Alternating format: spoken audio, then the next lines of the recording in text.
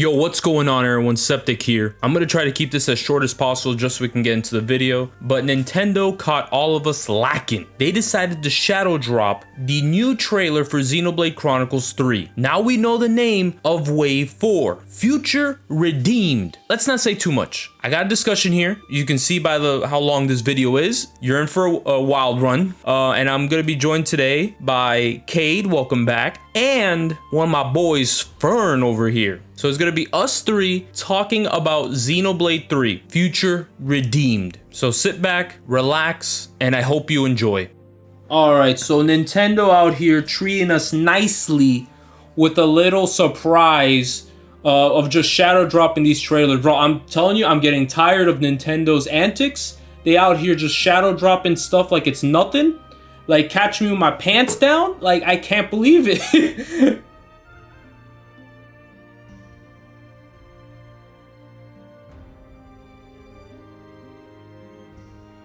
Are y'all dead?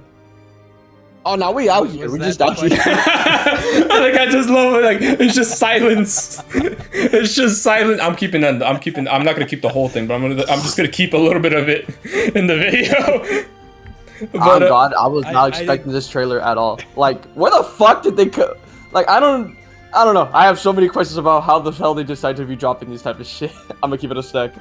One of the biggest shadow drops they've ever done, I feel like. I hate it, dude. I hate it so much because I don't have any PTO.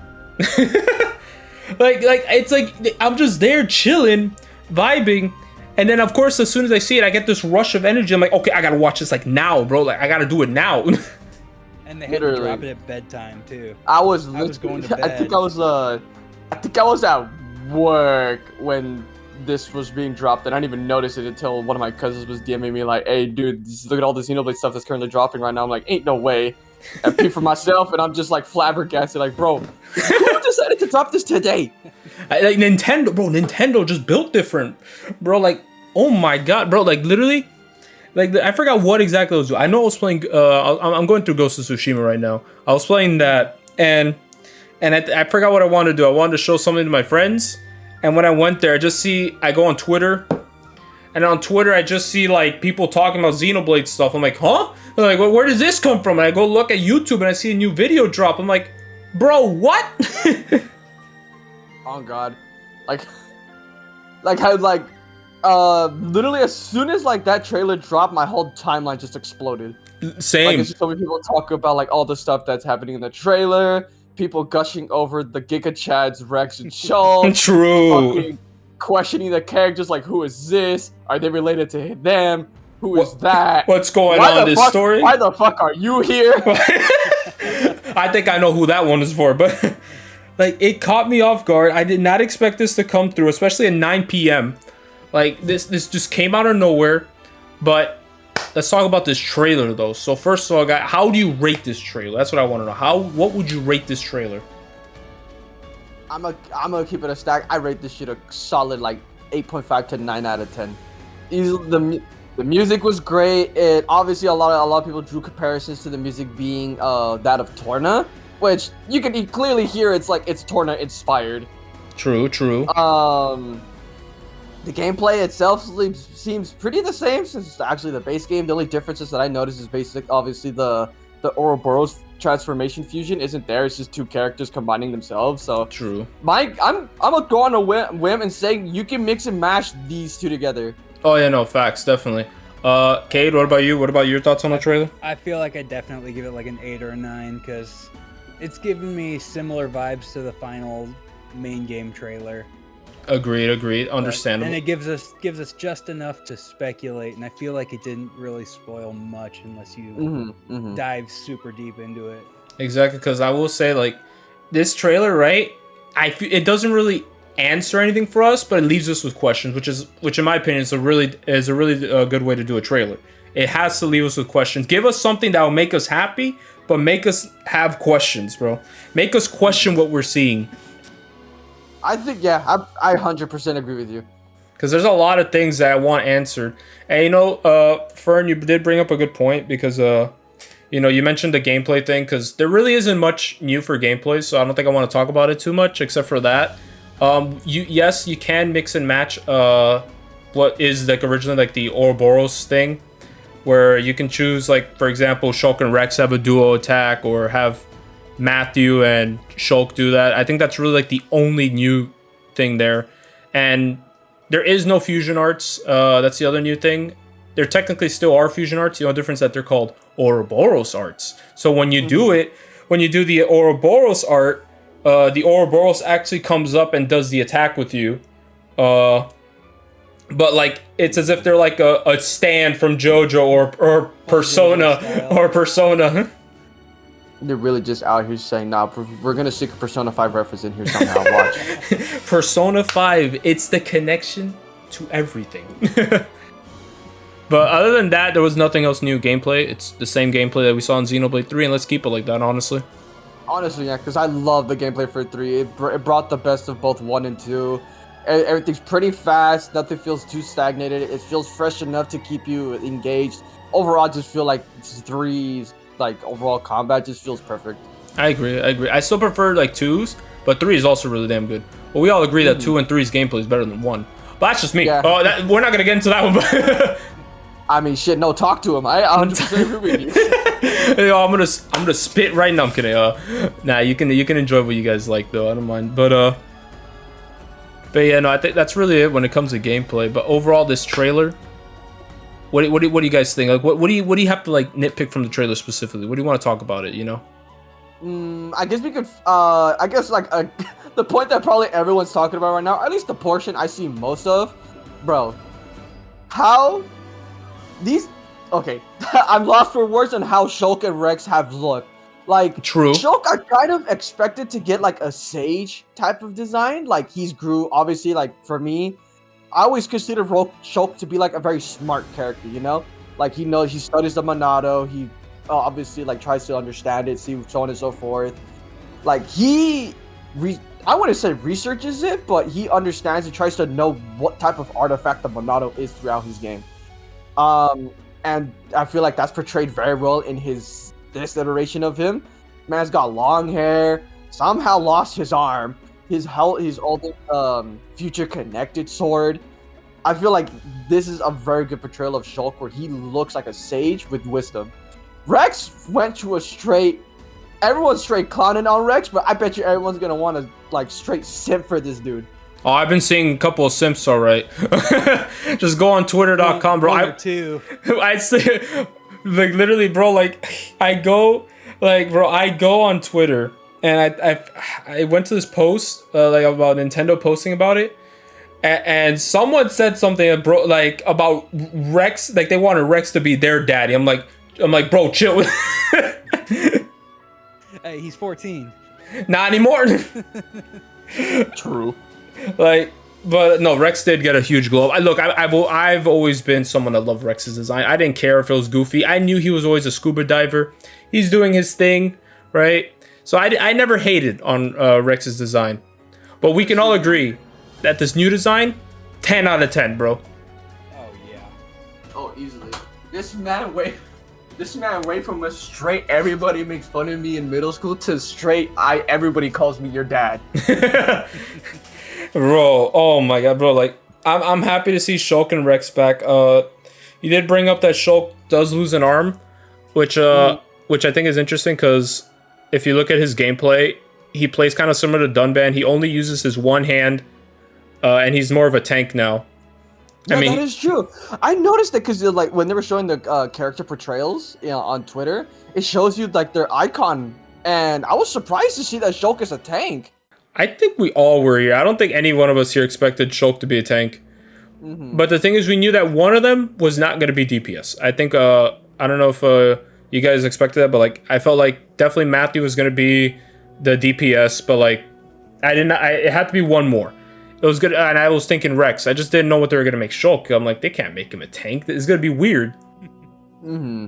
Even though I feel like the Monado does have like, the Monado, I feel like the Monado is obviously able to give the wielder any attribute that they see like they want. So I feel like having a very defensive playstyle for Shulk can work. It was just unexpected. Exactly. And what about you, Cade? Oh, it seems almost like they're taking like design cues from how you said Shulk with Dunban and grown-up Rex even looks a little like Zeke, so it makes sense if they play kind of like those characters as well too. Exactly, yeah. I mean, yeah, you could see that Rex does have like a similar physique now to Zeke and everything. He's still his own, he's still him. He's missing the right eye. Yeah, he's missing an eye just like Zeke, Yep. Just give him an eye patch. Yeah, but that's pretty much what the trailer shows. We see a lot of scenes from this trailer here. We see the city getting destroyed. The first city getting destroyed. We see Matthew's sister, which I'm be real with you, I was caught off guard because I expected her to be playable. But in from what we see with Matthew's sister, we only see her in cutscenes so far. Right? Like, I think that caught me off guard because I kind of expected her to be playable. I was gonna be like, all right, she'll be a healer, but instead, she's not playable at the moment, which we'll talk about later. But instead, we get this new character that literally just goes by A. You know what I mean? Like, yeah, it's just console A. Like an important letter that was missing in the original game. Exactly, right? We had B through Z. Where's A?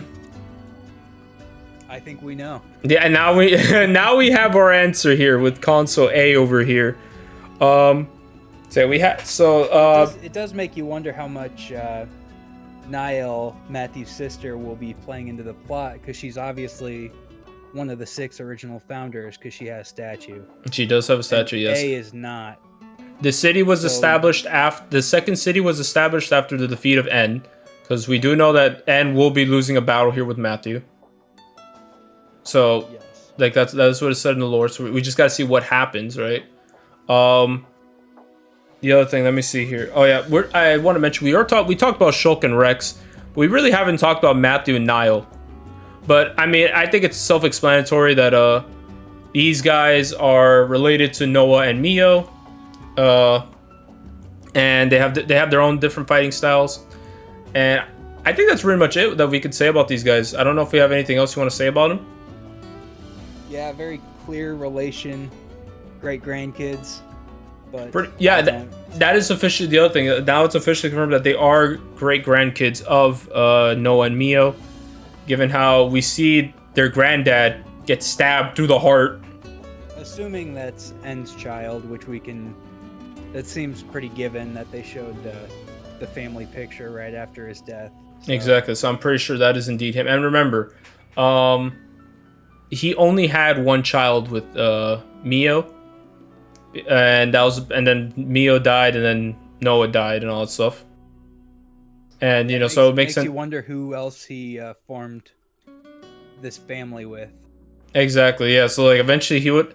I already made I guess this goes into theory, but it's just not really much of a theory.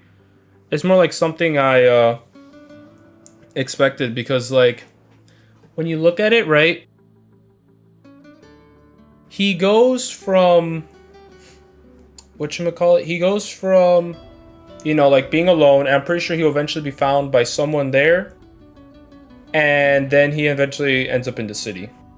At least we know he gets out of the forest that his father left him alone in. Yeah, any character pretty much you can think of, pretty much like any character like Matthew. We talk about Shulk and Rex. Oh, even I think Mario. Glimmer and Nickel are pretty interesting, or Nicole, however they're gonna pronounce his name, because it seems like they have very clear relations to Shulk and Pyra. I'm gonna say Nickel for now. I have to watch the video again, but I'm gonna say Nickel for now. But yeah, Nickel and Glimmer are next 2 characters, the other founders, and as we expected, one looks like Shulk, the other one looks like Pyra. Well, if anything, the other one just looked more like Numa. If anything, that's what I was saying. But now that we know how she actually looks like, it's just Pyra and Numa's hair. Yeah, even got the core crystal and everything to boot. And we're all in agreement that Nickel is Shulk's son and Rex is Pyra's daughter, correct? Yes, but how? I don't know if that goes into theory crafting. I mean, I guess that can go in. I don't know. I think it's more like story, because I'm be real, dude. Like, there's a lot of questions that need to be answered because this trailer did confirm to us that it seems like they are great grandchildren. You know, Matthew and Niall are great grandchildren of Noah and Mio. But yet here we have Shulk and Rex still alive. You know, like I guess that's a big question. That's a question, but I guess we can talk about it later. Rex, yeah, if that's the case, Rex is fighting alongside his great-great-grandchildren and his daughter. I think, which is crazy.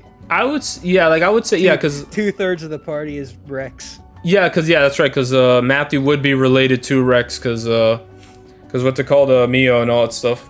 Yeah. So that would be someone related to him. Same with Niall. I was about to say Nario. I don't know where I'm going that from, but Niall. I gotta get used to her name, how they pronounce it, you know? Yeah. But yeah, no, like definitely something's gonna happen because I'm pretty sure they are related to them, and their kids somehow got involved in the whole Ouroboros, not Ouroboros thing, the origin, like, or what was it, like the origin loop, what are the capsules, yeah, the origin capsules, all that stuff, that they're able to be revived into the whole system.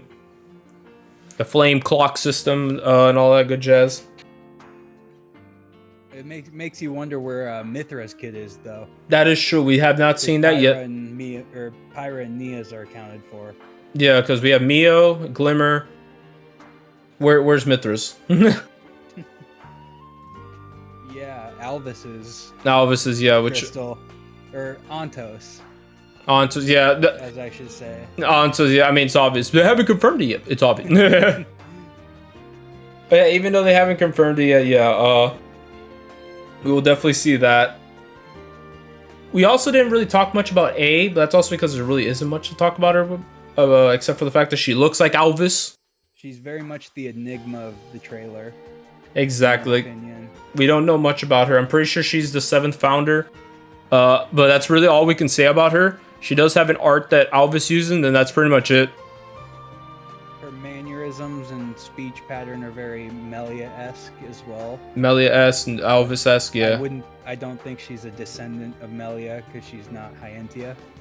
But let's see, what's another thing here? I think that's pretty much it when it comes. Oh yeah, the character that we saw that like people have said, oh, it's Sharla's like descendant, whatever. Oh yes, Sharla and Ryan's kid. Sharla and Ryan's descendant. Like, I don't know if I'd say kid, because I don't even know what's going on here. Like, it looks, as of right now, it just looks like Shulk and Rex are the only people alive. Yeah. But, I mean, we know Melia and Nia are alive somewhere at this current time. Yeah, Melia, I think Melia right now hasn't gone to sleep yet, but Melia's likely been captured. Yeah, I think she was captured immediately at the beginning of the story as well, if I recall. Because in the beginning of the story, like, they mentioned as soon as the world formed, she was, like, stuck to Origin so it can power it up. Oh, yes, that's right. And I will talk more about it, but I guess, you know, that'll be in more of the theory section, which will be coming up to pretty shortly, because there's really not much to talk about. Yeah, except now we gotta talk about this. Why is Zed working with Shulk and Rex, bro? Who invited this dude? He thinks he's on the team. Yo, Brody truly do think he's part of the squad, bro. Hey, you ain't part of the squad, bro. I do want to know what exactly this is gonna entail for Zed. If they're gonna make his character a lot better, because on Barildu, he was definitely a very lackluster villain. Very much so. He is a cool concept, I will say that. You know, he's the manifestation of people's desires, right? So he's just fulfilling what people desire. But as a villain character personality, he really doesn't have anything. He's just a mediocre villain, if you ask me. Yeah, he's an idea. Exactly. All the villains that have come before him are just way better, you know? Even the ones that are not that great are better than him. Klaus. Exactly. Like Zanza started off as kind of like whatever, but like, and then they made him slightly better. Like, they made him better with Klaus and everything. Much better in 2, but in 1 he was a little shaky, I feel like. Yeah, exactly. But still much better than Zed, I think, in my opinion. Yeah, no, Zed was just, in my opinion, handled poorly. Maybe the DLC will make him better. Like, I hope so. I mean, if he's here working with Shulk and Rex to stop rebelling Alvis. against Alvis. Yeah, then something is wrong here because maybe Alvis was just there to literally wipe the whole world apart. So and this would be either a flashback or the very beginning of the game because Shulk is using his right arm, has a right arm. Yeah, short Rex hair. has both his eyes. So this is very much before all the events of the game. Exactly, and not only that, there is one more thing that would make sense if Alvis is actually like, I guess, a third antagonist. There's like three nations essentially. You know what I mean? Because you have the Mobius doing their thing, you have the humans, and then you have Alvis.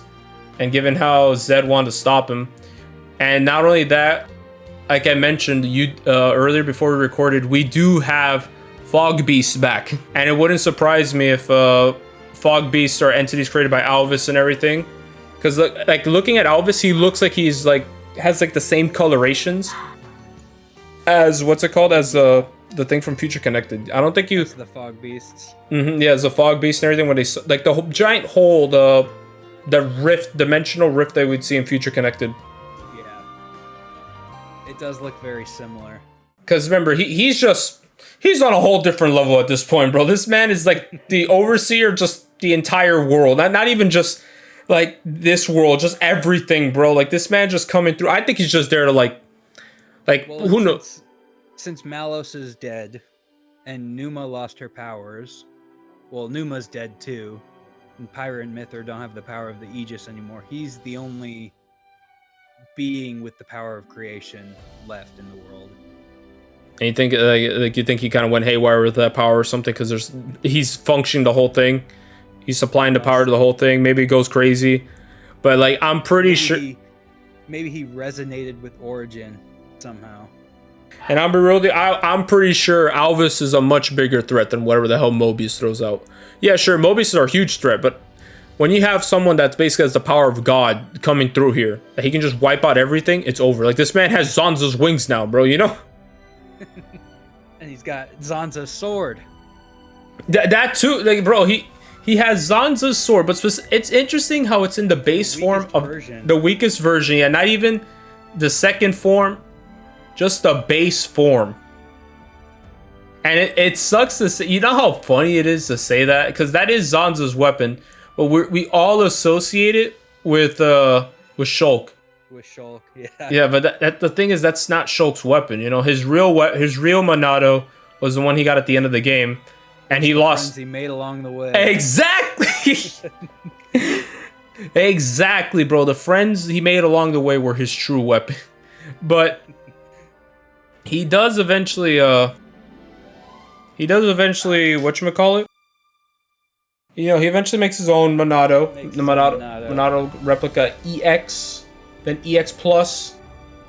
So that's pretty much his main weapon. I mean, the thing is, I want to know if this is actually another version of it, because we do know he gives it to Melia, or maybe he puts it in Melia's thing there after the event. I don't know, because we do know that Melia does like pull down the picture of Eretz C, and you see the Monado Rex Plus there. Yep. Yeah, I'd assume Melia gets a hold of that, or Shulk places it somewhere. Somewhere that Melia would know, you know? Yep. Like, so I'm pretty sure that ties into how Melia will be able to see here. Probably through A. That's a theory, though. We'll get into that later. And the other thing, actually, you know, we talked about how, like, Rex and Pyra's daughters glimmer, right? You know, I think I completely missed the fact of mentioning that Nickel's most likely just Shulk and Fiora's son, excuse me. Yes. That I think I completely forgot that. Likely. I just said it was Shulk's son. I didn't say Shulk and Fiora's son. He has appearances to Shulk. Eyes. He does have Fiora's eyes. Hair-wise, he has it looks similar to Shulk's, like a young Shulk, but you can also like see that with the color of the hair, it looks more like it matches Fiora. Yep. He's a mechanic. He is a mechanic just like his dad. All right, so Fern, so what were your thoughts on Matthew and his sister Niall? I'm gonna lie, at first I was thinking, because I remember when we first saw the first like initial trailer for the reveal of this DLC, like a good while back, I was wondering who is this?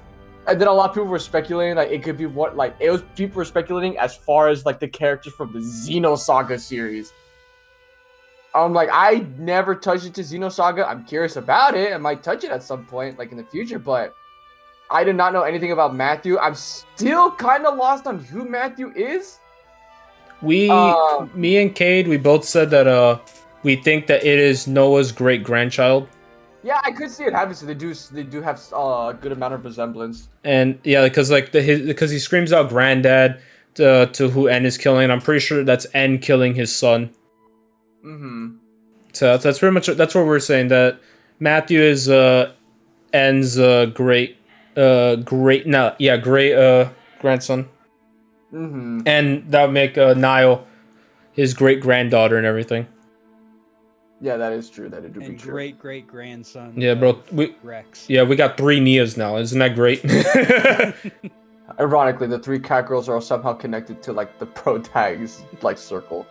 Exactly, bro. True, you're right. Let's see, and let's see another thing we asked. We already talked about Shulk and Rex with you. Oh yeah, Glimmer and Nickel. What do you think of them?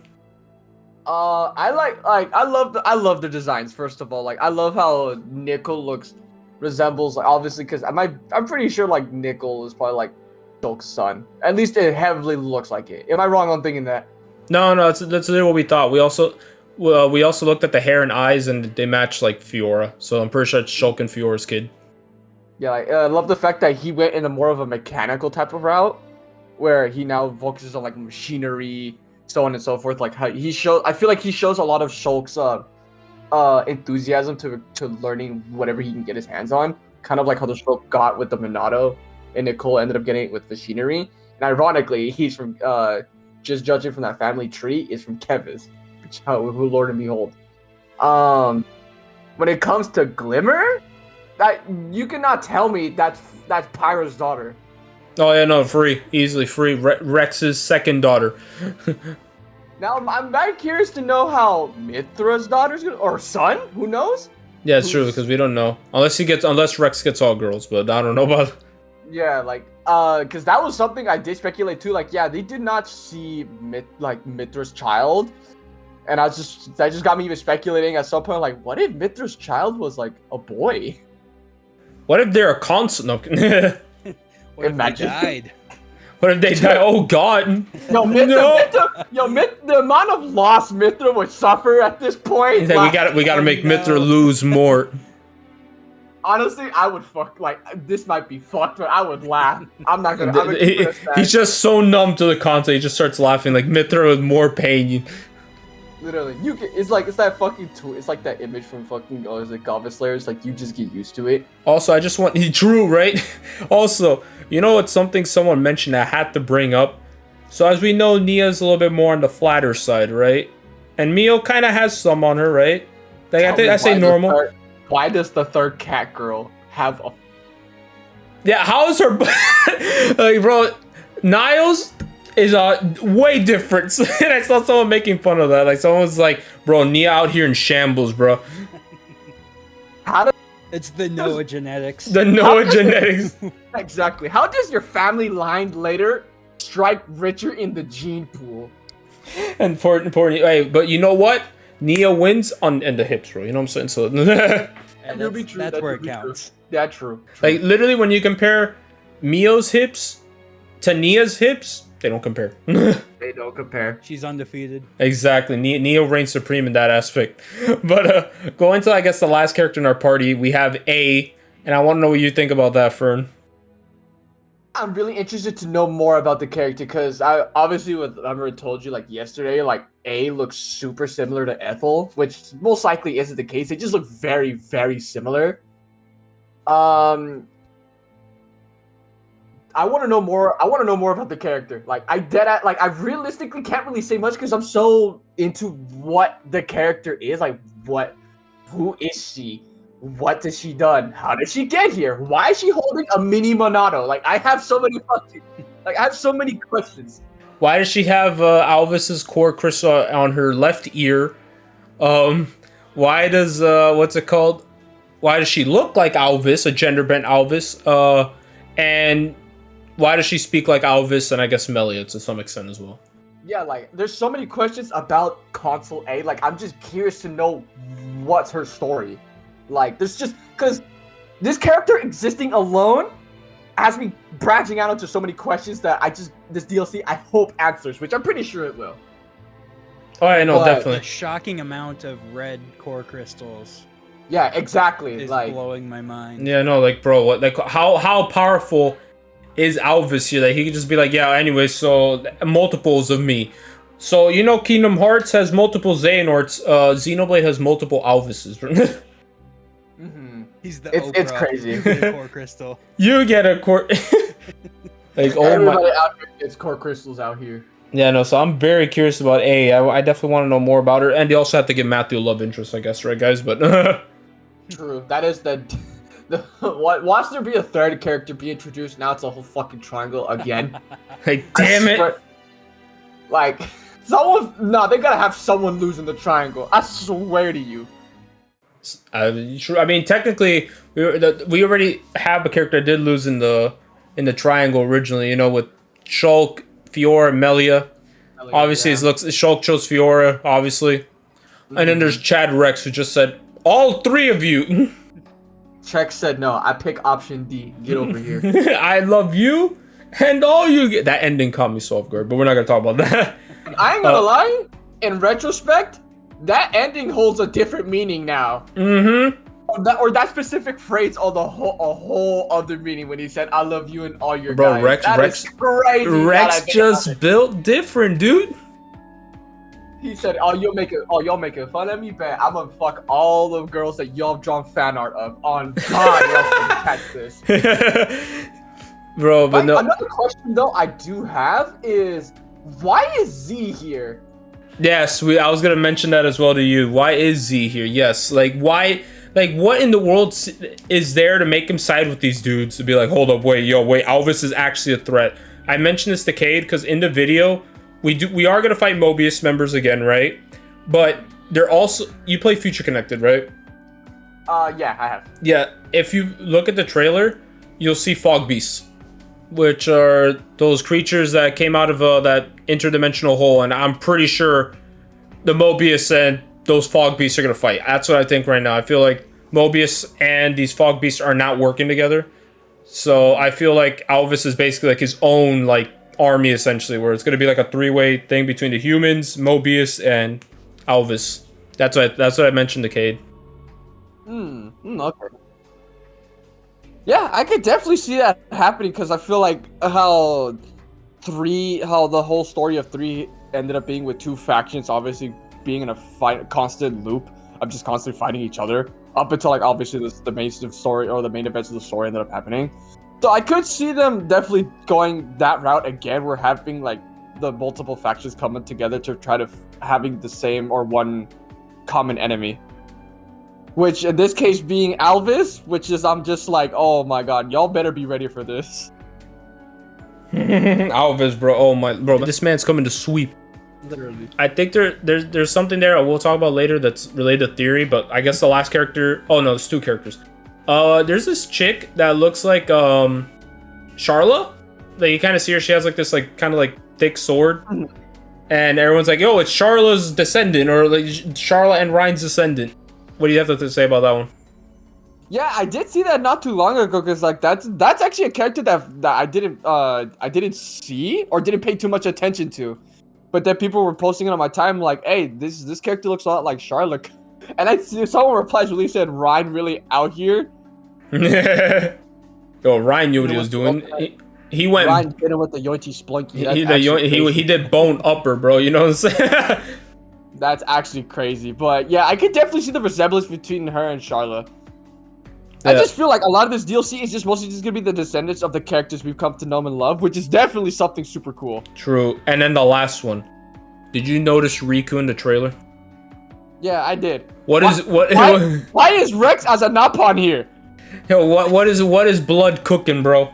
Because what's interesting is that we see in the game we know that Riku is Kavesi, like he's mainly with the Kavesi side of things. We see him with Noah a lot, that they have a close relationship. But when you look at the new tree, right, Cade, if you want to put it in podcast chat, you can. I don't know if you did, but if you remember, Drop it in there. Yeah, go for it. In the tree, while they don't show an arrow together, it's showing that Riku's like right next to Right next to to Rex. Rex. Yeah. Yeah. As if like they're gonna have some type of relationship. It's kind of like how N and Z are like together, even though there's no like. Is there a triangle between them? I can't. My bad. Is there a line between them? Okay, I can't really see it though. Well, let me see. Between Rex and Riku, no. No, not them. Oh yeah, no. There's no line, no arrow between N and Z. Yeah, there's none. So we'll see about that later on. But like, I'm pretty sure like Riku and Rex are gonna like meet and all that stuff eventually. You know what's the character I'm actually surprised to see that wasn't in the trailer? Who? Poppy. I think she's just been hidden. Like after the whole thing, like I think she's just been hiding the whole time. Yeah. Y'all think there's a good chance that she Probably with might Nia, I appear feel like. in this DLC? Maybe. I don't know. I can't say it. Like maybe in a flashback or maybe at the end. I don't think she'll appear like physically. I think she just kind of like went in. I think she's powering the Cloud Keep. If anything, so she's just pretty much there. Yeah, that would make sense. She could be working with Nia during this whole thing to get the Cloud Keep up and running. I don't know if we'll see Poppy though. Like I mean, I would love to see Poppy. Given how she's immortal, but I don't think so. Model for her. That too, yeah, they do have her model. So, hey, anything's possible at this point, right? But I mean, we'll see. Cause I do want to see a lot of fan servicey stuff. I want hardcore like fan service. I want them to go in on that. Like I said to Cade, but like I feel like this has to be like an ending that'll make us happy. Like at least make us happy. Like give me a happy ending for like the end of this trilogy. You know, like this is it. Like we know that Xenoblade 4 is gonna be its own thing. It's gonna continue, but they're not gonna be like connected. This is like a trilogy essentially. They confirmed it. So I do want something. All the questions answered. Exactly. We need something that'll pretty much tie everything together essentially. Yeah. But yeah, no, like Riku, what is he cooking? I want to know how him and Melly had learned make meat. But yeah, only time will tell on that part, right? Yeah. All right, so I think that really covers it for the characters. Unless I'm missing a character, I think we're good on that front. I think that's about it. Yeah, no, I think about it. At least that's on any character. Oh wait, there is well technically two that I'm very curious to know like your guys' opinions on if they're gonna appear or not. And I think y'all know who I might be talking about. Okay. You think Power and Myth are gonna make any appearance whatsoever in this? Personally, I think so. Whether it be flashback or like an actual scene, because I don't think they're dead, bro. Like there's no way they killed these two.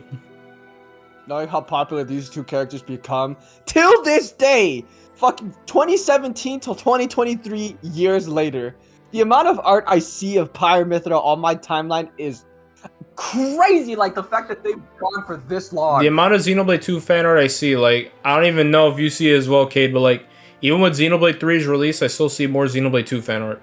So much more. It's insane. Yeah, exactly. I cannot go through a day on Twitter without seeing something Xenoblade 2 related in terms of fan art. Yeah, me neither. Like it's crazy to see how impactful Xenoblade 2 was to not just like the series, but just like it's like community behind the series in general. That's why there's a lot more Xenoblade 2 references than Xenoblade 1 references. That do be true. Yeah, but I know people are gonna be molding over that. True, let them. But I'm pretty sure Pyramith are gonna show up in some way, shape, or form, bro. Even bring back Malos. I don't care. Do something. Bring back Jin. Holy shit, they came from the dead, bro. Yo, Lore too. Damn. I'd actually be so happy to see either of them bitches back. I'm gonna keep it a stack. But yeah, no. Pyramith though, I'm pretty sure they're coming back, like in some way, shape, or form. And you know, I was gonna move on. No, go for it. They're coming back.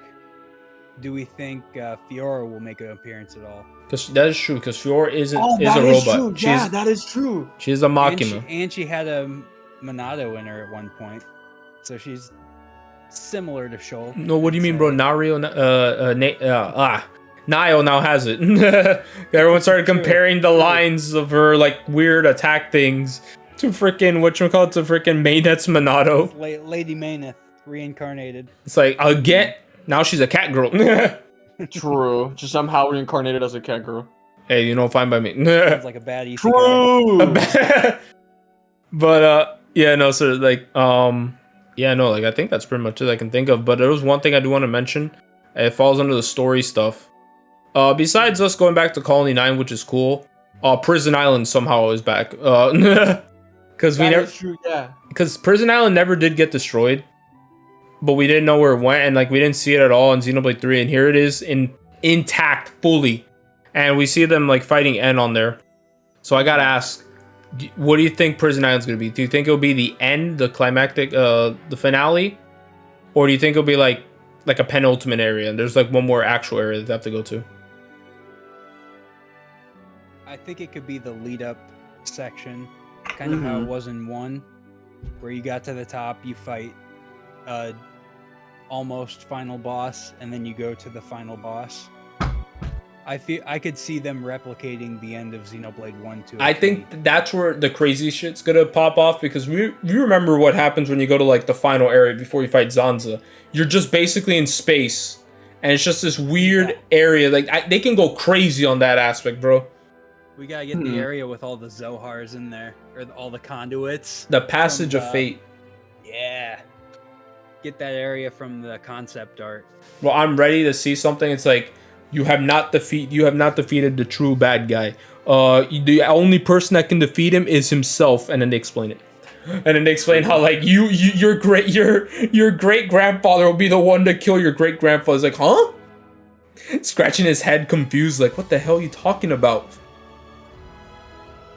It'd be crazy. It'd be crazy to see, because like if Prison Island is gonna be making like this big return into like in this DLC, I would imagine they might bring an area from 2. It may not be like maybe the final spot to fight in, but I feel like there's definitely gonna be a spot where it's definitely gonna be like an area from Xenoblade 2. What that area could be, I have no idea. Or a weird combination of both. Or just a Passage of Fate. Oh, that's right, that image. I forgot about that crazy ass image. That's where I'm thinking the final boss is gonna be. Just this weird fucking arena with a bunch of Zohars. With all the conduits or Zohars. Oh, that's right, conduits, yeah. Because Zohar is the name of it in Xenosaga. This is a huge room, powered up, multiple Alvises in multiple different universes. I'm like, I don't expect the MCU to make an appearance in this. Literally. You cannot escape Alvis. Alvis is here, Alvis is there, Alvis is everywhere. And I guess one more character thing, since, we're mentioning character stuff and remembering. Do you guys think we're going to see, like, other versions of Lance, Uni, Tyon, and Senna that were still in the pods and everything? That would I feel be like crazy. we could, but I don't think so. You don't think so? If anything, I feel like we will, but it may be, like, in flashbacks or different altercations of us seeing those characters. Because I feel like this DLC in particular is gonna be very focused on the current group. Oh yeah, no, this facts. Current group is definitely showing. But I do think they'll run into them. Maybe that's what I'm thinking. Like, I can see it be like, for example, right? Like in one life, we know them in the current life that they were heroes. But maybe what if in one of the lives, right? Like Tyon was actually like an evil schemer or something, and he needed to be stopped essentially, or like. Senna was more like a leader in her like area, all that stuff. You know what I mean? Like different personalities for each one, because they could have definitely been different before. Like they'll be reborn as one thing, and then when they're reborn again, they're different personality. Could be wrong though, but hey, who knows? Yeah, that'd be a very interesting take, honestly. Well, yeah, we do know that this is Uni's like second life, in Xenoblade 3. Yeah, so we do find the old Uni that was killed. That's still crazy to me. Was a sharpshooter too.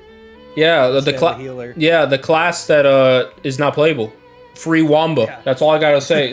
She was a DPS. But yeah, other than that, I think that's pretty much it for characters. Like, unless you guys have a character that you come into mind. I feel like for the big heavy hitter characters, I think that's as much as I can think of. We're gonna get Nopon number 1 that's alive in this area back. Let's go, guys. Nopon number 1. Bring back the Tora. Tora, Riku. Bring them all back, honestly. But, we'll see. We will see on that front. All right, the moment we've all been waiting for. Theories. Who wants to present first? Rex is gonna flex how many bitches he's fucked. You guys have one wife in Kevis? You guys get one wife. Y'all losers, bro. Rex is literally gonna hit him with the back in my day. Back in my day, bro, I had. Why didn't you just have Fiora and Melia? Exactly, bro. Unbelievable. Like, literally, Shulk's the loser. No, I'm kidding. Oh my. Who wants to go first with their, like, a theory that they might have after watching this trailer? I think I got a big one that probably most people might have. Is that this question mark guy that looks to be Alvis, has the exact same design, shows up in both trailers. I don't think he's Alvis, or at least the Alvis that we know. He's either re-resonated and lost his memories, or something's happened to him. Otherwise, I don't think they'd be as discreet about his name as they have been, especially since Alvis is mentioned in all the trailers. Yeah, that is true. Yeah, I do like that theory because when if I recall, when you look at the bio of this mysterious character, I think they say like a mysterious character that basically appeared before Shulk and Rex, and it appears that like this person recognizes that like this person and Shulk have like a history, and it says but, and then that's it. Like I can see it. I think you're like we're basically talking about the theory how Alvis probably split himself, essentially. Yeah, I can see it happening, especially with how the universe of 3 ended up coming to be. Like, if you think about it, how the universe ended up, like, on both sides of Xenoblade 1 and 2 ended up colliding and ended up going into war with each other. And it's just this perpetuous cycle. I feel like that process might have done something to Alvis. So this could be a wild take, but I feel like there might be 2 of them. 2 different types of Alvises somewhere. Well, obviously the one we saw, and there's probably hell, it could be console A for all we know. That's literally, but yeah, that's literally what we all think that like console A is like the other split form of Alvis. But I think Cade, you were trying to say something as well. Oh, he could have even another theory, but I wonder if maybe when Klaus died, he was resonated with Klaus. He returned to his core crystal, re-resonated somehow when the worlds merged. And that's what created Mobius, the collective conscience. There might be something there. Is it a stretch? Maybe. It is a plausible stretch. I ain't gonna lie. I could actually see that working.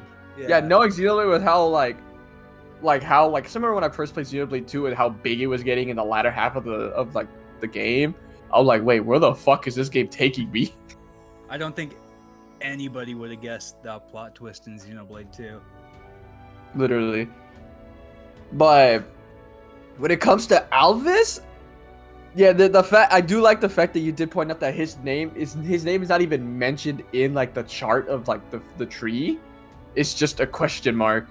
So clearly, it's obviously being implied that something isn't right with Alvis. Hell, even in the trailer, the fact that he's not speaking or nothing. I think that was something that like people did theorize a bit, that like Alvis isn't being himself, because even during the first trailer, a lot of people believed that he was like he basically became corrupted because like either the conduit or because of people's dreams being fulfilled, it corrupted him and everything. He was trying to protect it, but judging from what we see now, I feel like he became like his own thing. You know, so like he basically just like, you know, the computer part of him was coming through, probably to, like, do some kind of divine intervention or something, like to do its own thing. And you know, pretty much like he was losing, like he also had doubts of it, and like to remove the doubts he just split himself because he was probably gonna go crazy. He was probably gonna lose power to this conduit. 'Cause let's be real here, the conduit's just this all-powerful thing, and if it can take control over you, you can't do anything about it. That's what I'm thinking right now, though. Yeah, I can see that being plausible with how his powers is being presented, and with how I feel like it's his purpose was kind of shown in the first game, but it was still kind of speculated with it. Because I remember when I first played the first game, I was curious of why Alvis was even here.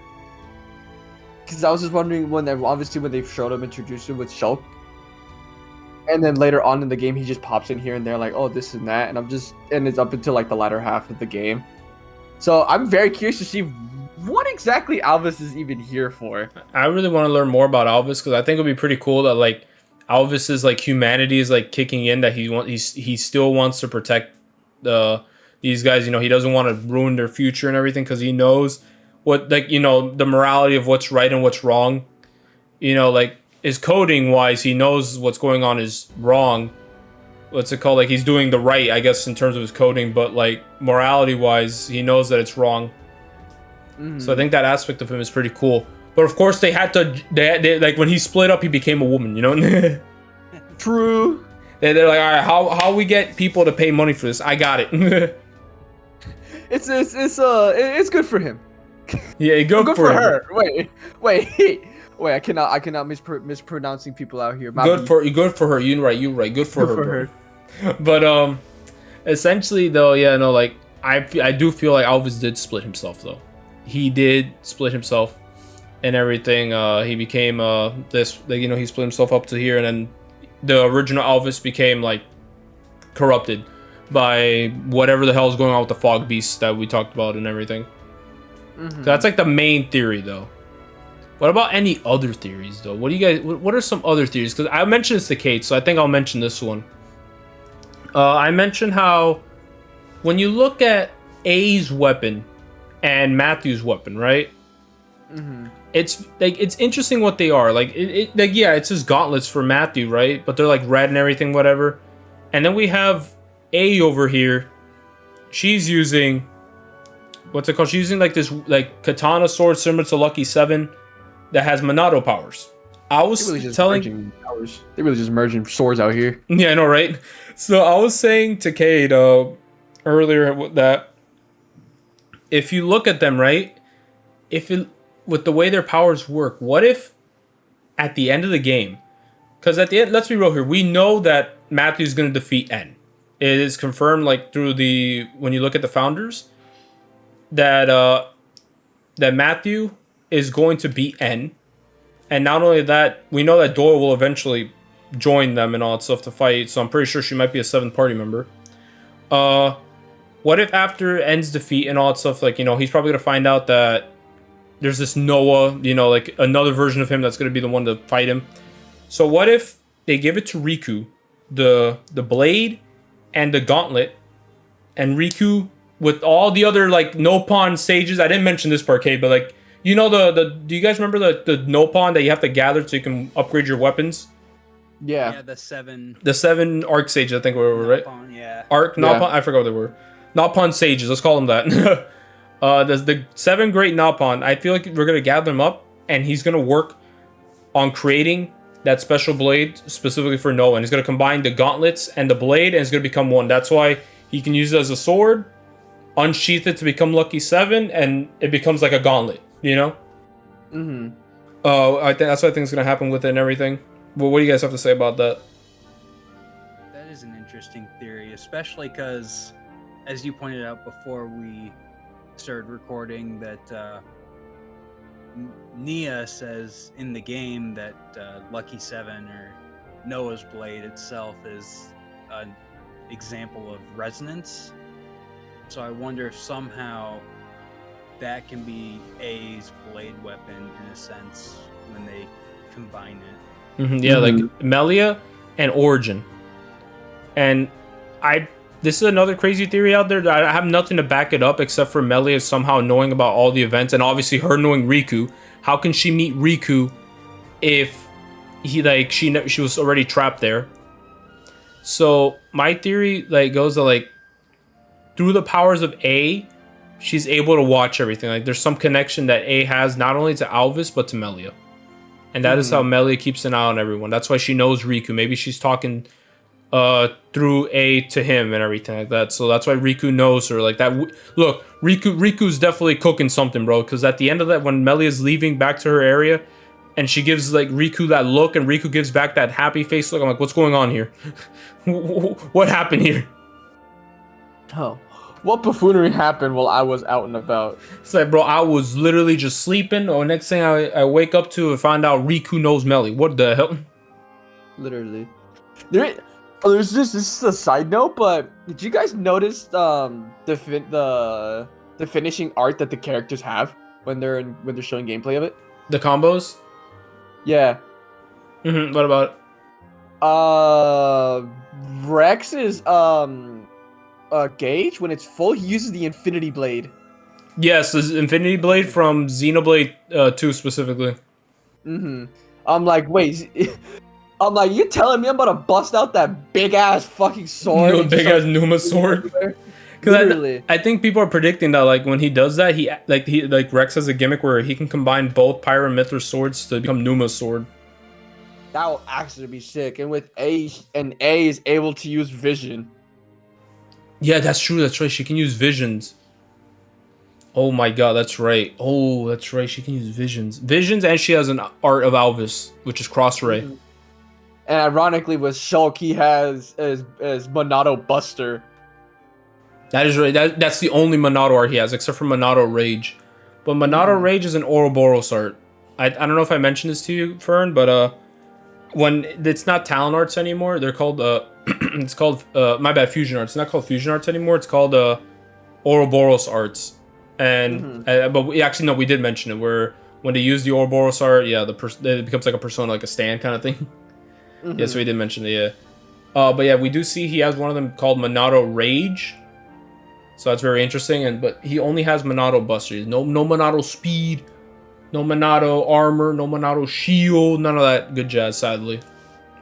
They really nerfed Shulk. Like, nah, this sword has too many abilities. Just give him one. Just give him one, call it a day, that's it. This will be the new Shulk and Smash. Well, literally fucking Brett's out here.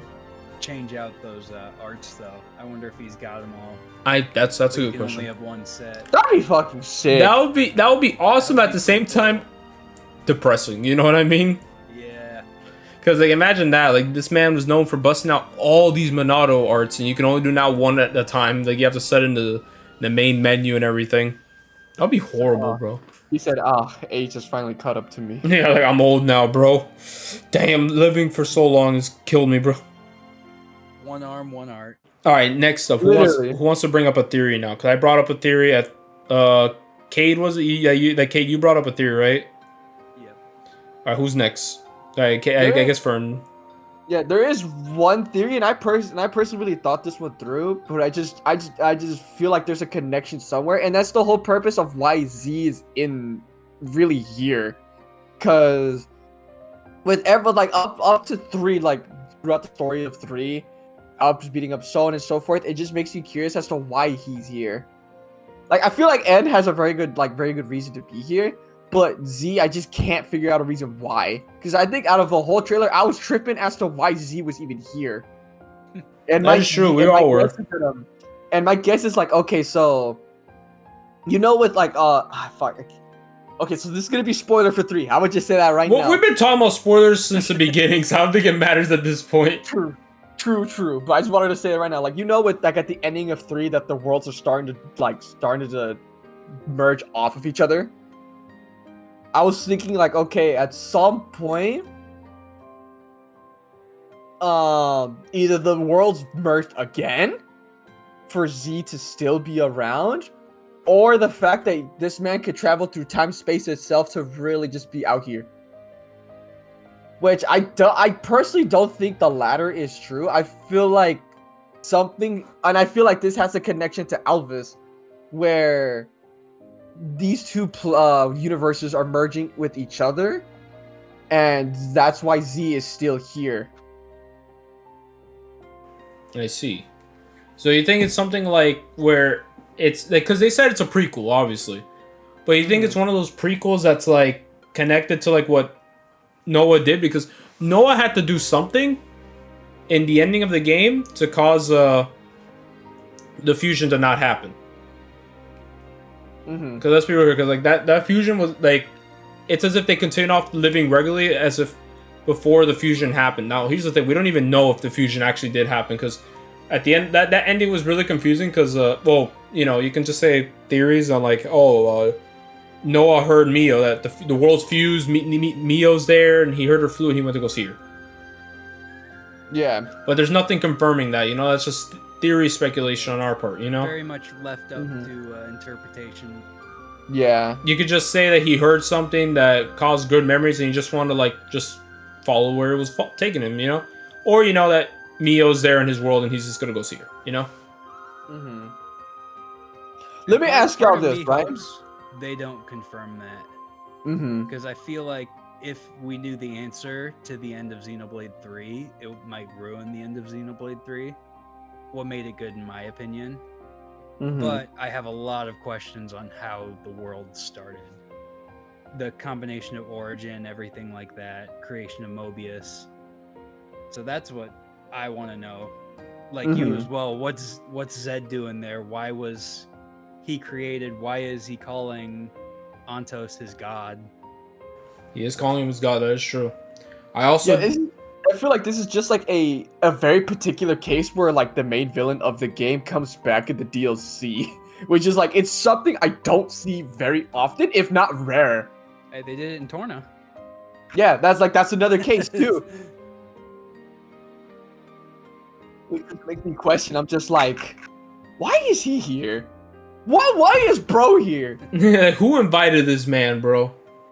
Man thinks he's on the team.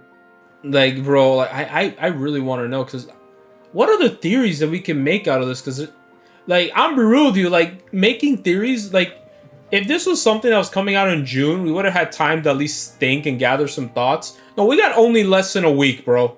And then this DLC's dropping. So it's like, theory crafting is like, it's taking like little no time. You just gotta like think of whatever comes in your head and hope it comes through, you know, like, or go with it. No shot. That is true. Literally no shot. Like, let me ask y'all this: when did without this trailer, like if like nothing dropped yesterday with Xenoblade, when did you guys think the DLC would have dropped? Because me personally, I would have think it would have dropped in the fall. I would have definitely. I was thinking July. I was thinking June.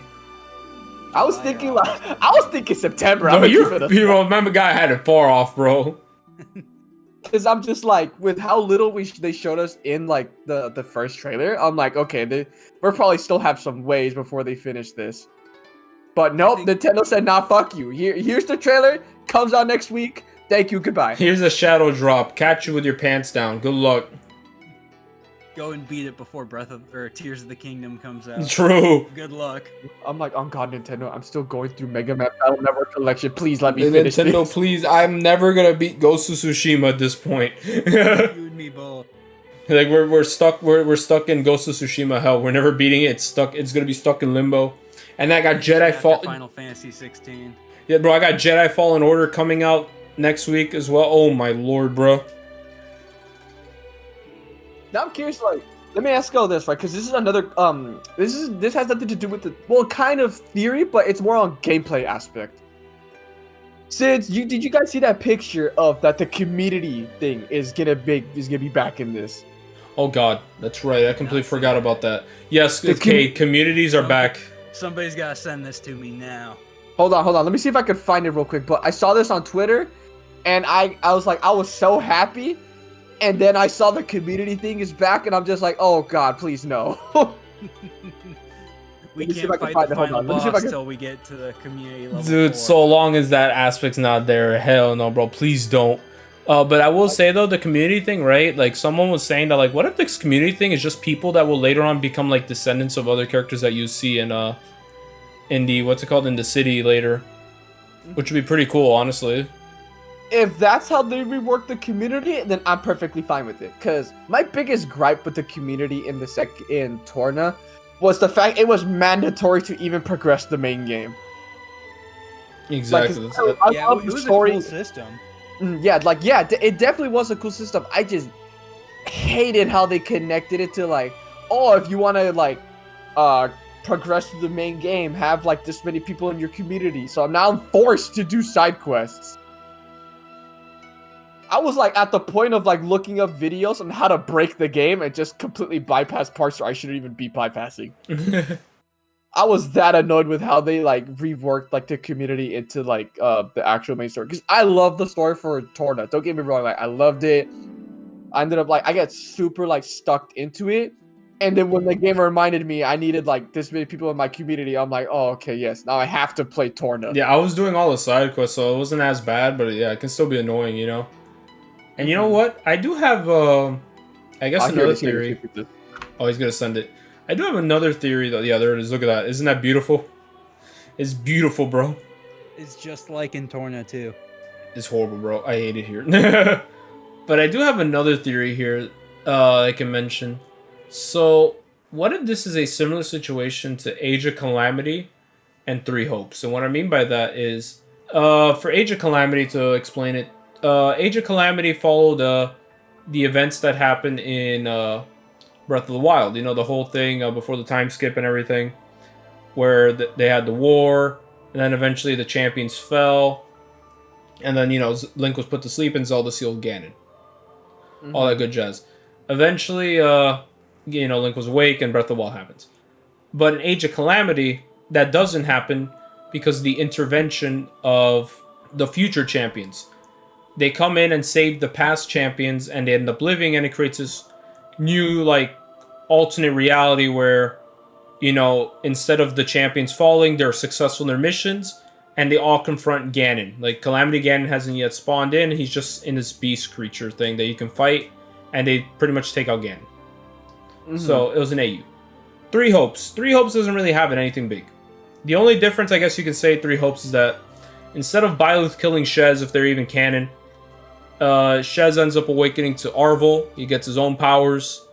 And his Byleth ends up just walking away saying, "You suck, get good." Literally. But because of him being alive and he was hunting Byleth, he was pretty close to Ram Village, but he was pretty far away. But he was close enough that Edelgard, Dimitri, and Claude ran into him that he's the one that saved them, and he's the one that's taken back to the monastery, while Byleth never becomes a professor and stays as the Ashen Demon, causing this whole alternate universe where the war plays out again, right? But in a different way. Without Byleth, and yeah. So, yeah, the reason why I mentioned this is because what if it's going to start off as how it's supposed to be? This whole thing where it's supposed to be connected to, you know, the events of the game, the thing in the past, right? But something is going to happen that's going to cause them to, like, what's it called, later in the game is going to, like, pretty much connect to the future. Like, they're going to, like, make something alternate, like, pretty much save their world or whatever, and it's going to cause the world to, like, be how it is, like, where it's, like, together without this huge merging. I guess that's, like, reaching, I guess, but do you guys think we're having, like, an AU version, like, as a surprise? I know they did confirm that they can play this without Xenoblade 3, but what do you guys think? I feel like they could, but honestly, it's something I personally would not want. In this case. I don't in think this it's particular case. The big grand finale that people would want from it. But if they wanted to catch people off guard with a good plot twist, I think that would be a way to do it. If they do it right. Yeah, because, like, honestly, because it would be weird. Something like with, I guess, I don't know, I don't want to say time travel. I mean, I don't know, you can say time travel, but something related to that aspect. I know it'll be definitely very divisive, and also people definitely be against. I know people were very against Age of Calamity, what they did there, because they were meant to believe it was a prequel. But I can definitely agree with you, Cade, on that aspect, that, like, they'd have to do it, I guess, right, and it have to be very hyped, because all I know is that, well, at least this is what I want. I want, like, I want this future Redeemed to end on, like, an extreme high note. I want it to be like, yes, this is it. This is the finale to the Xenoblade trilogy. It needs to end, in my opinion, it needs to end on a bang. It's gotta be the peak of the series. Exactly, like something that, like, you know, like, damn, bro, like, peak fiction, bro. Like, I'm gonna miss these guys. I'm gonna miss these guys and all stuff, because I haven't played the Trails of series yet, but I know they've done that recently with one of the Trails games that came out. That, like, is basically like an epilogue to two of the arcs. So, like, these group of characters from these two arcs are meeting and all that stuff, and it became like this ending to the series and whatnot. So, like, I do want to see, like, a huge, like, epic grand finale, like an epic epilogue, you know? Yeah. But they did say you don't have to, like, They did say you don't have to like play the main story to play this, so that kind of scares me a little bit. But I do That is want good, yeah. that I do want something like grandiose, like make this be like, yeah, damn, I just played the ending of the Xenoblade trilogy, peak fiction in my hand. Because let me tell you, an ending can definitely ruin something for someone, bro. I haven't played definitely true. I haven't played Bayonetta 3, but I heard that ending ruined the whole game for people, and people said this game is mid. Literally, like I remember there's a friend of mine I had that's really, really into Bayonetta, and once they got to the ending, oh my god, I did not hear Bayonetta come out of his mouth ever since. Like everyone said, the ending was garbage. It ruined the game for them. Like, don't you guys hate it, bro? Like an ending can affect that. That's why I'm scared. That's why I hope that this ending is so hyped that I'm like, yes, I just finished playing a peak trilogy. You know what I mean? Yeah. Because I will be. Like, I'm sorry. No, I was gonna say, because I'm be real, you the DLC for this one compared to 2 has been kind of weak, in my personal opinion. Oh yeah, 100%, But definitely. that's a very high bar too, because Xenoblade 2's DLC was amazing. Yeah, incredible. It had like past characters, a lot of blades, New Game Plus extras. There's nothing extra you get for playing New Game Plus in this game. Yeah, I wonder what they're gonna do for the rest of Wave 4. Exactly. I'm sure it won't just be the story. Yeah, because Wave 1 was the bonus items. Too. Yeah, because Wave 1 was just the bonus items. Wave 2 and 3 added the extra modes and whatnot. It was fun, but like there was a lot of empty. You know what I mean? It felt like there's some stuff missing. It's like, come on, bro. Like, bring something. We need a New Game Plus. Like I've said it. I think I've said it to you in the DMs, Cade, that like make Wamba, make Wamba playable. Give us our boy. What are these 2 characters' names? I forgot who they were. Damn, console. Okay, Yorin, because he was supposed to be playable. Make Yorin playable in New Game Plus. And I forgot this chick's name that was friends with Tyon. That like she sacrificed her life. Oh yeah, I know what you're talking about. Yeah. Oh, Yeah, with the blue Nimue. crystal. Nimue, yeah. Her, Nimue. Her, like she was supposed to be playable too. Make them playable. Why not make all 3 of those playable? Right there, boom. Make them New Game Plus exclusive. I mean, they had Torna Blades available, which made no sense. Yeah. It's like, it doesn't have to make sense. For Yeah, New Game Plus. they're not. It's not canon. Give us Console N. Yeah, as a like hero character. yeah, it doesn't care. Go crazy, go stupid. You know what I'm saying? Or hell, if they Yeah. want to go even crazier, like some extra secret bosses, give us an incentive to go and play New Game Plus. You know, because as of right now, there is no incentive to play New Game Plus. So like that's why I haven't even touched New Game Plus yet. Me neither. I just played the completed file, got Melia and Nia, did everything. That's it. That's literally all I do. Mm-hmm. Yeah, there's no reason to go play it again. Unless you want to replay the series, you know, like the whole series. Unless if you want to go back through it and experience the game again, then yeah. Yeah, but as of right now, there really isn't much to incentivize you to New Game Plus it again. Exactly. They need to put like a bonus there, like something crazy, like maybe some extra bosses. Again, those Maybe extra characters. Another Let me find Great Gonzalez 2.0. They don't have to be canon. Make something crazy, bro. Like put like awaken Jin as a boss randomly there that just beats your ass. Fallen Shulk or Fallen Rex. Let me square up with these motherfuckers. Let me square up, bro. I'm ready to get my Remember how ass they beat. had, Frame 1.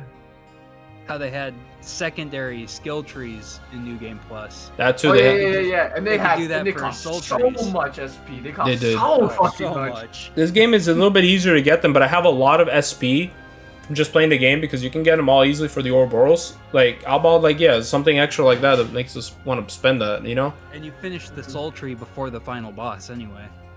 Exactly. So it's like, oh, I want more, but now I just have all this SP I'm not doing anything with. Exactly. Now, I guess my closing thoughts on that, because I don't know what else I can say with Xenoblade 3, but Future Redeem looks great. I cannot wait to experience it. I know for a fact I'm gonna enjoy it, right? I know that for a fact. The only thing I hope for is that the ending is like a banger, like a goodbye to the trilogy, something that will make us be like, we're gonna miss these characters. You know what I mean? Like something huge, hype. That's all I want. So I know it's gonna be fun. I just want to end on a bang. Any other thoughts you guys have to say? I'm sure Monolith will deliver on the ending of this game because how long has Xenoblade been running around? It's been like since what, 2010? Since the first one came out? 2012, I think 2012, I believe. But if we're talking about the Xeno series as a whole, it's been going on since like '98, I think it is. I forgot. Like very late '90s. Let me see. Xenoblade 1 came out June 10th of 2010. Yeah, in Japan, but for us, I think it was 2012. It was a little while later. I think 2011, 2012. This series has been running for basically 13 years. I'm sure Monolith is gonna deliver on the grand finale for this series. I loved it since beginning to end. I first started with 2.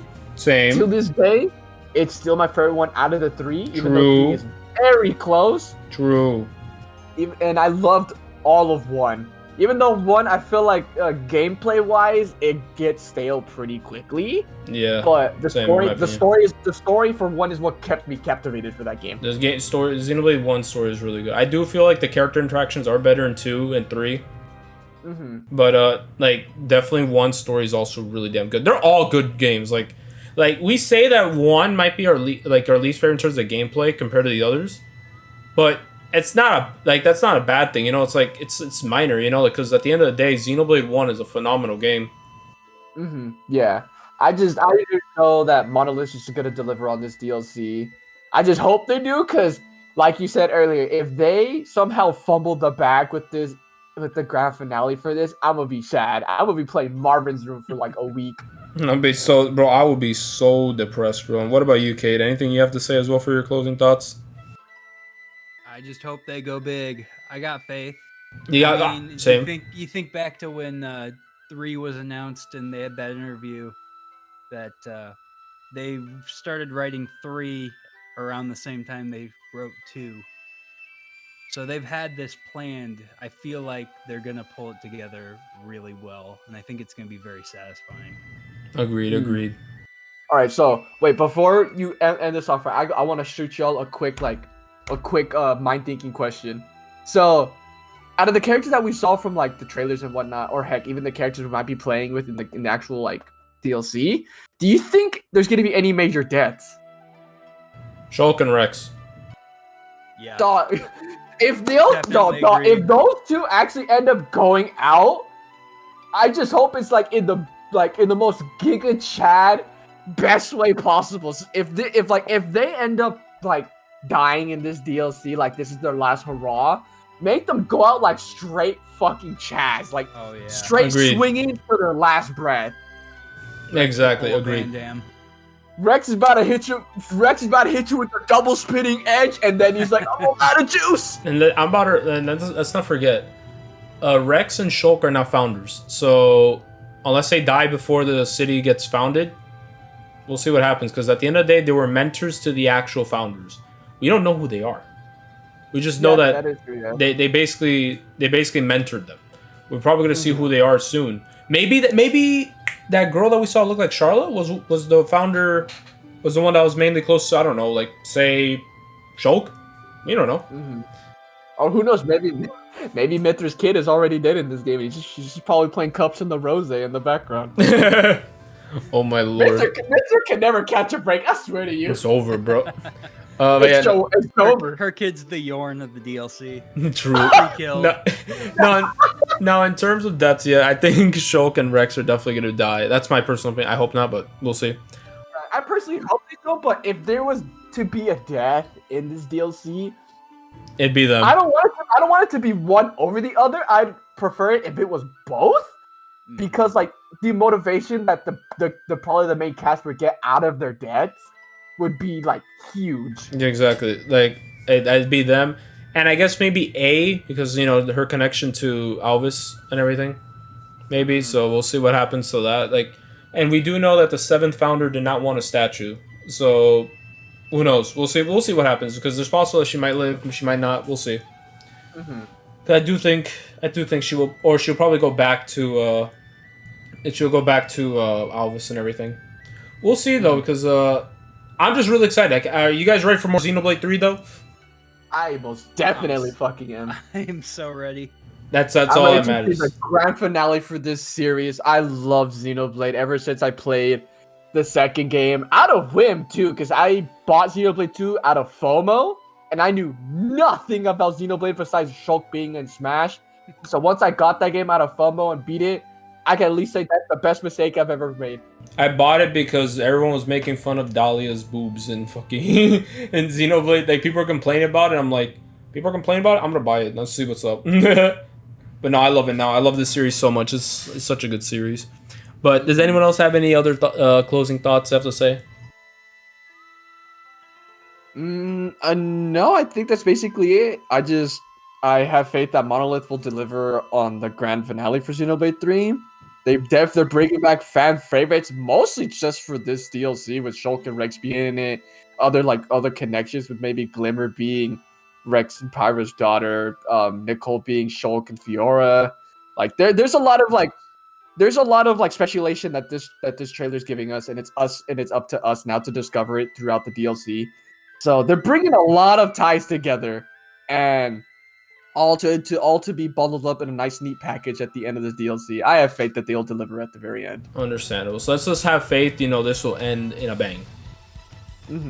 But anyways, because this is Xeno peak. True, bro. Xenoblade. We don't even have to wait long. Exactly, bro. We only have, as of recording this video, we have 6 days left, bro. That's absolutely crazy. And the trailer dropped yesterday. Insane, bro. Peak fiction, bro. Monolith out here flexing it. They're some of the best Nintendo developers out here, bro. It's over, bro. I cannot wait for the next series. It's over. But yeah, Fern, Cade, thank you, bro. Thank you for coming along, bro. Thank you for having us. Oh yeah, it's always a pleasure, man. Thank you for watching today's video. If you like what you saw, please leave a like, share this video around with others. Also, if you're new to the channel and you're interested in what you see, go ahead and subscribe. I got more videos in the line in the future for Xenoblade and other game series from Nintendo, RPGs, and everything else. Also, we're currently on the road to 250 subs. So if you would like to subscribe, I'll be very grateful. I'll be super happy. But not only that, I also want you to give some love to my boys. First off, let's start with Cade. I want you to give some love to him. Follow him on Twitter. And I also want you to give some love to my boy Fern. Also on Twitter, Twitch. Everything will be down in the description. But anyways, I want to thank you all for watching. I hope you have yourselves a fantastic day. And take care, everyone.